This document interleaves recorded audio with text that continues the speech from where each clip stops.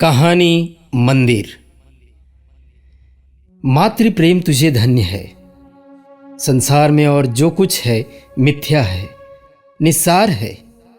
मातृ प्रेम ही सत्य है, अक्षय है, अनश्वर है। 3 दिन से सुखिया के मुंह में न अन्न का एक दाना गया था, न पानी की एक बूंद। सामने पुआल पर माता का नन्हा सा लाल पड़ा करा रहा था। आज 3 दिन से उसने आंखें न खोली थी। कभी उसे गोद में उठा लेती, कभी पुआल पर सुला देती। हंसते खेलते बालक को अचानक क्या हो गया, यह कोई नहीं बताता। ऐसी दशा में माता को भूख और प्यास कहां। एक बार पानी का एक घूंट मुंह में लिया था, पर कंठ के नीचे न ले जा सकी। इस दुखिया की विपत्ति का वार पार न था। साल भर के भीतर 2 बालक गंगा जी की गोद में सौंप चुकी थी। पतिदेव पहले ही सिधार चुके थे। अब उस अभागिनी के जीवन का आधार, अवलंब जो कुछ था, यही बालक था। हाय, क्या ईश्वर इसे भी उसकी गोद से छीन लेना चाहते हैं? यह कल्पना करते ही माता की आंखों से झरझर आंसू बहने लगते थे। इस बालक को वह क्षण भर के लिए भी अकेला न छोड़ती थी।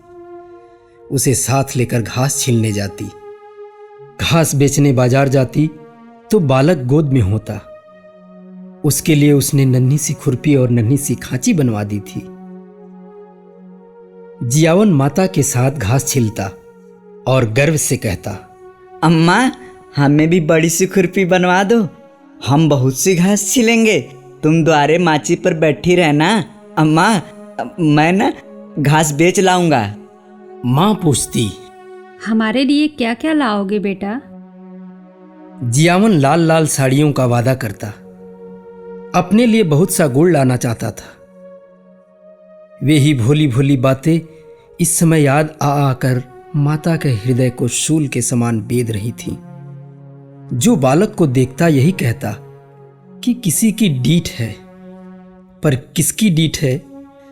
इस विधवा का भी संसार में कोई बैरी है? अगर उसका नाम मालूम हो जाता तो सुखिया जाकर उसके चरणों पर गिर पड़ती और बालक को उसकी गोद में रख देती। क्या उसका हृदय दया से न पिघल जाता? पर नाम कोई नहीं बताता। हाय, किससे पूछे, क्या करे? 3 पहर रात बीत चुकी थी। सुखिया का चिंता व्यथित चंचल मन कोठे कोठे दौड़ रहा था। किस देवी की शरण जाए, किस देवता की मनौती करे? इस सोच में पड़े पड़े उसे एक झपकी आ गई। क्या देखती है कि उसका स्वामी आकर बालक के सिरहाने खड़ा हो जाता है और बालक के सिर पर हाथ फेर कर कहता है, रो मत सुखिया, तेरा बालक अच्छा हो जाएगा। कल ठाकुर जी की पूजा कर दे, वही तेरे सहायक होंगे। यह कहकर वह चला गया। सुखिया की आंख खुल गई। अवश्य ही उसके पतिदेव आए थे, इसमें सुखिया को जरा भी संदेह न हुआ।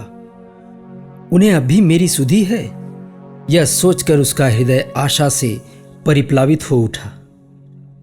पति के प्रति श्रद्धा और प्रेम से उसकी आंखें सजग हो गईं। उसने बालक को गोद में उठा लिया और आकाश की ओर ताकती हुई बोली, भगवान, मेरा बालक अच्छा हो जाए तो मैं तुम्हारी पूजा करूंगी। अनाथ विधवा पर दया करो। उसी समय जियावन की आंखें खुल गई। उसने पानी मांगा। माता ने दौड़कर कटोरे में पानी लिया और बच्चे को पिला दिया। जियावन ने पानी पीकर कहा, अम्मा, रात है कि दिन? अभी तो रात है बेटा। तुम्हारा जी कैसा है? अच्छा है अम्मा, अब मैं अच्छा हो गया। तुम्हारे मुंह में घी शक्कर। बेटा, भगवान करे तुम जल्द अच्छे हो जाओ। कुछ खाने को जी चाहता है? हाँ अम्मा, थोड़ा सा गुड़ दे दो। गुड़ मत खाओ भैया, अवगुण करेगा। कहो तो खिचड़ी बना दूं? नहीं मेरी अम्मा, जरा सा गुड़ दे दो, तेरे पैरों पड़ूं। माता इस आग्रह को न टाल सकी। उसने थोड़ा सा गुड़ निकालकर जियावन के हाथ में रख दिया और हांडी का ढक्कन लगाने जा रही थी कि किसी ने बाहर से आवाज दी। हांडी वही छोड़कर वह किवाड़ खोलने चली गई। जियावन ने गुड़ की 2 पिंडियां निकाल ली और जल्दी जल्दी चट कर गया। दिन भर जियावन की तबीयत अच्छी रही। उसने थोड़ी सी खिचड़ी खाई। 2-1 बार धीरे धीरे द्वार पर भी आया और हमजोलियों के साथ खेल न सकने पर भी उन्हें खेलते देखकर उसका जी बहल गया। सुखिया ने समझा बालक अच्छा हो गया। 2-1 दिन में जब पैसे हाथ में आ जाएंगे तो वह एक दिन ठाकुर जी की पूजा करने चली जाएगी। जाड़े के दिन झाड़ू बहारू नहाने धोने में और खाने पीने में कट गए, मगर जब संध्या समय फिर जियावन का जी भारी हो गया तब सुखिया घबरा उठी। तुरंत मन में शंका उत्पन्न हुई कि पूजा में विलंब करने से ही बालक फिर मुरझा गया है। अभी थोड़ा सा दिन बाकी था। बच्चे को लेटाकर वह पूजा का सामान तैयार करने लगी। फूल तो जमींदार के बगीचे में मिल गए। तुलसी दल द्वार पर ही था, पर ठाकुर जी के भोग के लिए कुछ मिष्ठान तो चाहिए, नहीं तो गांव वालों को बांटेगी क्या। चढ़ावे के लिए कम से कम 1 आना तो चाहिए। सारा गांव छान आई, कहीं पैसे उधार न मिले। अब वह हताश हो गई। हाय रे अदीन, कोई 4 आने पैसे भी नहीं देता। आखिर उसने अपने हाथों के चांदी के कड़े उतारे और दौड़ी हुई बनिए की दुकान पर गई। कड़े गिरो रखे, बतासे लिए और दौड़ी हुई घर आई। पूजा का सामान तैयार हो गया तो उसने बालक को गोद में उठाया और दूसरे हाथ में पूजा की थाली लिए मंदिर की ओर चली। मंदिर में आरती की घंटा बज रहा था। 10-5 भक्तजन खड़े स्तुति कर रहे थे। इतने में सुखिया जाकर मंदिर के सामने खड़ी हो गई। पुजारी ने पूछा, क्या है रे, क्या करने आई है? सुखिया चबूतरे पर आकर बोली, ठाकुर जी की मनौती की थी महाराज, पूजा करने आई हूँ। पुजारी जी दिन भर जमींदार के आसामियों की पूजा किया करते थे और शाम सवेरे ठाकुर जी की। रात को मंदिर ही में सोते थे। मंदिर ही में आपका भोजन भी बनता था, जिससे ठाकुर द्वारे की सारी अस्तरकाली काली पड़ गई थी। स्वभाव के बड़े दयालु थे, निष्ठावान ऐसे कि चाहे कितनी ही ठंड पड़े, कितनी ही ठंडी हवा चले, बिना स्नान किए मुंह में पानी तक न डालते थे। अगर इस पर भी उनके हाथों और पैरों में मैल की मोटी तह जमी हुई थी तो इसमें उनका कोई दोष न था। बोले, तो क्या भीतर चली आएगी? हो तो जी की पूजा यहाँ आकर भरभष्ट करेगी। एक भक्तजन ने कहा, ठाकुर जी को पवित्र करने आई है? सुखिया ने बड़ी दीनता से कहा, ठाकुर जी के चरण छूने आई हूँ सरकार, पूजा की सामग्री लाई हूँ। कैसी बेसमझी की बात करती है रे? कुछ पगली तो नहीं हो गई है? भला तू ठाकुर जी को कैसे छुएगी? सुखिया को अब तक कभी ठाकुर द्वारे में आने का अवसर न मिला था। आश्चर्य से बोली, सरकार, वह तो संसार के मालिक हैं, उनके दर्शन से तो पापी भी तर जाता है। मेरे छूने से उन्हें कैसे छूत लग जाएगी? अरे तू चमारिन है कि नहीं रे? तो क्या भगवान ने चमारों को नहीं सिरजा है? चमारों का भगवान कोई और है? इस बच्चे की मनौती है सरकार। इस पर वही भक्त महोदय जो अब स्तुति समाप्त कर चुके थे डपट कर बोले, मार के भगा दो चुड़ैल को, भरभष्ट करने आई है। फेंक दो थाली वाली। संसार में तो आप ही आग लगी हुई है। चमार भी ठाकुर जी की पूजा करने लगेंगे तो पृथ्वी रहेगी या रसातल में चली जाएगी। दूसरे भक्त महाशय बोले, अब बेचारे ठाकुर जी को भी चमारों के हाथ का भोजन करना पड़ेगा। अब परले होने में कुछ कसर नहीं है। ठंड पड़ रही थी। सुखिया खड़ी कांप रही थी और यहां धर्म के ठेकेदार लोग समय की गति पर आलोचनाएं कर रहे थे। बच्चा मारे ठंड की उसकी छाती में घुसा जाता था, किंतु सुखिया वहां से हटने का नाम न लेती थी। ऐसा मालूम होता था कि उसके दोनों पांव भूमि में पड़ गए हैं। रह रहकर उसके हृदय में ऐसा उद्गार उठता था कि जाकर ठाकुर जी के चरणों पर गिर पड़े। ठाकुर जी क्या इन्हीं के हैं? हम गरीबों का उनसे कोई नाता नहीं है। ये लोग होते कौन हैं रोकने वाले? पर यह भय होता था कि इन लोगों ने कहीं सचमुच थाली वाली फेंक दी तो क्या करूंगी। दिन में ऐंठ कर रह जाती थी। सहसा उसे एक बात सूझी। वह वहां से कुछ दूर जाकर एक वृक्ष के नीचे अंधेरे में छिपकर इन भक्तजनों के जाने की राह देखने लगी। आरती और स्तुति के पश्चात भक्तजन बड़ी देर तक श्रीमद् भागवत का पाठ करते रहे। उधर पुजारी जी ने चूल्हा जलाया और खाना पकाने लगे। चूल्हे के सामने बैठे हुए हूं हूं करते जाते थे और बीच बीच में टिप्पणियां भी करते जाते थे। 10 बजे रात तक कथा वार्ता होती रही और सुखिया वृक्ष के नीचे ध्यानावस्था में खड़ी रही। सारे भक्त लोगों ने एक एक करके घर की राह ली। पुजारी जी अकेले रह गए।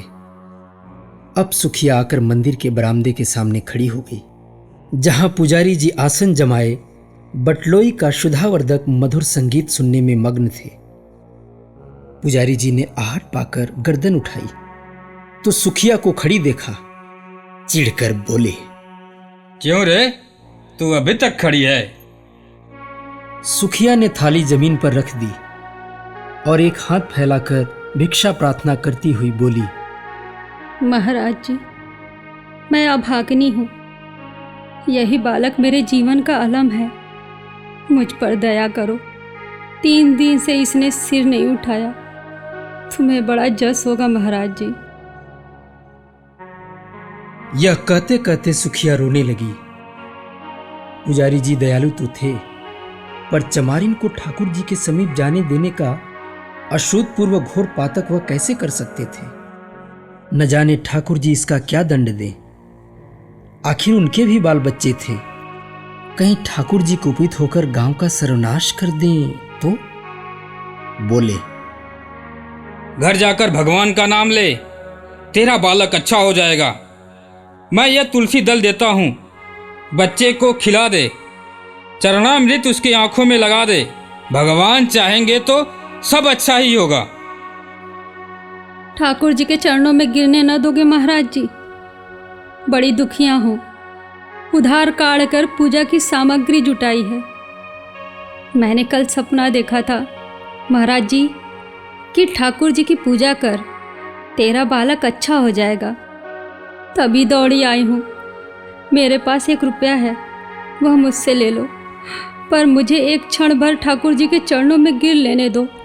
इस प्रलोभन ने पंडित जी को एक क्षण के लिए विचलित कर दिया, किंतु मूर्खता के कारण ईश्वर का भय उनके मन में कुछ कुछ बाकी था। संभाल कर बोले, अरे पगली, ठाकुर जी भक्तों के मन के भाव देखते हैं कि चरणों पर गिरना देखते हैं। सुना नहीं है, मन चंगा तो कठौती में गंगा। मन में भक्ति न हो तो लाख कोई भगवान के चरणों पर गिरे, कुछ न होगा। मेरे पास एक जंतर है, दाम तो उसका बहुत है, पर तुझे 1 ही रुपये में दे दूंगा। उसे अपने बच्चे के गले में बांध देना, बस कल तक बच्चा खेलने लगेगा। ठाकुर जी की पूजा न करने दोगे? तेरे लिए इतनी ही पूजा बहुत है। जो बात कभी नहीं हुई वह आज मैं कर दूं, और गांव पर कोई आफत विपत आ पड़े तो क्या हो, इसे भी तो सोचो। तू यह जंतर ले जा, भगवान चाहेंगे तो रात ही भर में बच्चे का क्लेश कट जाएगा। किसी की डीठ पड़ गई है भी तो चोंचाल, मालूम होता है छत्तरी वंश है। जब से इसे ज्वर है, मेरे प्राण नहों में समाये हुए हैं। बड़ा होनहार बालक है, भगवान जिला दे तो तेरे सारे संकट हर लेगा। यहाँ तो बहुत खेलने आया करता था, इधर 2-3 दिन से नहीं देखा था। तो जंतर को कैसे बांधूंगी महाराज? मैं कपड़े में बांध कर देता हूँ, बस गले में पहना देना। अब तू इस बेला नवीन बस्तर कहाँ खोजने जाएगी? सुखिया ने 2 रुपए पर कड़े गिरो रखे थे। एक पहले ही भज चुका था, दूसरा पुजारी जी को भेंट किया और जंतर लेकर मन को समझाती हुई घर लौट आई। सुखिया ने घर पहुंचकर बालक के गले में जंतर बांध दिया, पर ज्यों-ज्यों रात गुजरती थी उसका ज्वर भी बढ़ता जाता था। यहां तक कि 3 बजते बजते उसके हाथ पांव शीतल होने लगे। तब वह घबरा उठी और सोचने लगी, हाय, मैं व्यर्थ ही संकोच में पड़ी रही और बिना ठाकुर जी के दर्शन किए चली आई। अगर मैं अंदर चली जाती और भगवान के चरणों पर गिर पड़ती तो कोई मेरा क्या कर लेता। यही न होता कि लोग मुझे धक्के देकर निकाल देते, शायद मारते भी। पर मेरा मनोरथ तो पूरा हो जाता यदि मैं ठाकुर जी के चरणों को अपने आंसुओं से भिगो देती और बच्चे को उनके चरणों में सुला देती, तो क्या उन्हें दया ना आती? वह तो दयामय भगवान है, दीनों की रक्षा करते हैं, क्या मुझ पर दया न करते? यह सोचकर सुखिया का मन अधीर हो उठा। नहीं, अब विलंब करने का समय न था। वह अवश्य जाएगी और ठाकुर जी के चरणों पर गिरकर रोएगी। उस अबला के आशंकित हृदय का अब इसके सिवा और कोई अवलंब, कोई आसरा न था। मंदिर के द्वार बंद होंगे तो वह ताले तोड़ डालेगी। ठाकुर जी क्या किसी के हाथों बिक गए हैं कि कोई उन्हें बंद कर रखे? रात के 3 बज गए थे। सुखिया ने बालक को कंबल से ढांपकर गोद में उठाया, एक हाथ में थाली उठाई और मंदिर की ओर चली। घर से बाहर निकलते ही शीतल वायु के झोंकों से उसका कलेजा कांपने लगा। शीत से पांव शिथिल हुए जाते थे। उस पर चारों ओर अंधकार छाया हुआ था। रास्ता 2 फरलांग से कम न था। पगडंडी वृक्षों के नीचे नीचे गई थी। कुछ दूर दाहिनी ओर एक पोखरा था, कुछ दूर बांस की कोठियां। पोखरे में एक धोबी मर गया था और बांस की कोठियों में चुड़ैलों का अड्डा था। बाईं ओर हरे भरे खेत थे। चारों ओर सनसन हो रहा था। अंधकार साए साए कर रहा था। सहसा गीदड़ों ने कर्कश स्वर से हुआ हुआ करना शुरू किया। हाय, अगर कोई उसे 1 लाख रुपया देता तो भी इस समय वह यहां न आती। पर बालक की ममता सारी शंकाओं को दबाए हुए थी। हे भगवान, अब तुम्हारा ही आसरा है। यह जपती वह मंदिर की ओर चली जा रही थी। मंदिर के द्वार पर पहुंचकर सुखिया ने जंजीर टटोल कर देखी। ताला पड़ा हुआ था। पुजारी जी बरामदे से मिली हुई कोठरी में किवाड़ बंद किए सो रहे थे। चारों ओर अंधेरा छाया हुआ था। सुखिया चबूतरे के नीचे से एक ईंट उठा लाई और जोर जोर से ताले पर पटकने लगी। उसके हाथों में न जाने इतनी शक्ति कहां से आ गई थी। 2 ही 3 चोटों में ताला और ईंट दोनों टूटकर चौखट पर गिर पड़े। सुखिया ने द्वार खोल दिया और अंदर जाना ही चाहती थी कि पुजारी किवाड़ खोलकर हड़बड़ाए हुए बाहर निकल आए और चोर चोर का गुल मचाते गांव की ओर दौड़े। जाड़ों में प्रायः पहर रात रहे ही लोगों की नींद खुल जाती है। यह शोर सुनते ही कई आदमी इधर उधर से लालटेनें लिए हुए निकल पड़े और पूछने लगे, कहाँ है? किधर गया? कौन है? मंदिर का द्वार खुला पड़ा है, मैंने खटखट की आवाज सुनी।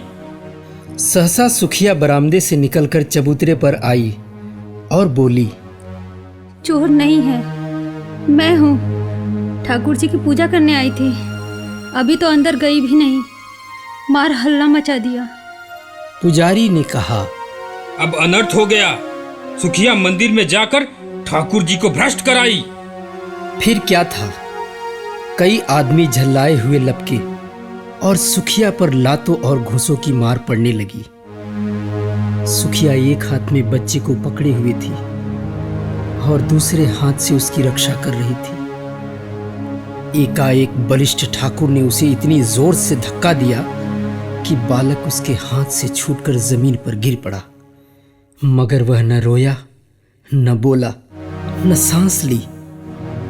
सुखिया भी गिर पड़ी थी। संभल कर वह बच्चे को उठाने लगी तो उसके मुख पर नजर पड़ी। ऐसा जान पड़ा मानो पानी में परछाई हो। उसके मुंह से एक चीख निकल गई। बच्चे का माथा छूकर देखा, सारी देह ठंडी हो गई थी। एक लंबी सांस खींचकर वह उठ खड़ी हुई। उसकी आंखों में आंसू न आए। उसका मुख क्रोध की ज्वाला से तमतमा उठा। आंखों से अंगारे बरसने लगे। दोनों मुट्ठियां बंध गई। दांत पीसकर बोली, पापियों, मेरे बच्चे के प्राण लेकर दूर क्यों खड़े हो? मुझे भी क्यों नहीं उसी के साथ मार डालते? मेरे छू लेने से ठाकुर जी को छूत लग गई। पारस को छूकर लोहा सोना हो जाता है, पारस लोहा नहीं हो सकता। मेरे छूने से ठाकुर जी अपवित्र हो जाएंगे। मुझे बनाया तो छूत नहीं लगी। लो, अब कभी ठाकुर जी को छूने नहीं जाऊंगी। ताले में बंद रखो, पहरा बैठा दो। हाय, तुम्हें दया छू भी नहीं गई। तुम इतने कठोर हो, बाल बच्चे वाले होकर भी तुम्हें एक अभागिन माता पर दया ना आई। तिस पर धर्म के ठेकेदार बनते हो। तुम सब के सब हत्यारे हो, निपट हत्यारे हो। डरो मत, मैं थाना पुलिस नहीं जाऊंगी। मेरा न्याय भगवान करेंगे। अब उन्हीं के दरबार में फरियाद करूंगी। किसी ने चू न की, कोई मिनमिनाया तक नहीं। पाषाण मूर्तियों की भांति सबके सब सिर झुकाए खड़े रहे। इतनी देर में सारा गांव जमा हो गया था। सुखिया ने एक बार फिर बालक के मुंह की ओर देखा। मुंह से निकला, हाय मेरा लाल। फिर वह मूर्छित होकर गिर पड़ी। प्राण निकल गए। बच्चे के लिए प्राण दे दिए। माता, तू धन्य है। तुझ जैसी निष्ठा, तुझ जैसी श्रद्धा, तुझ जैसा विश्वास देवताओं को भी दुर्लभ है।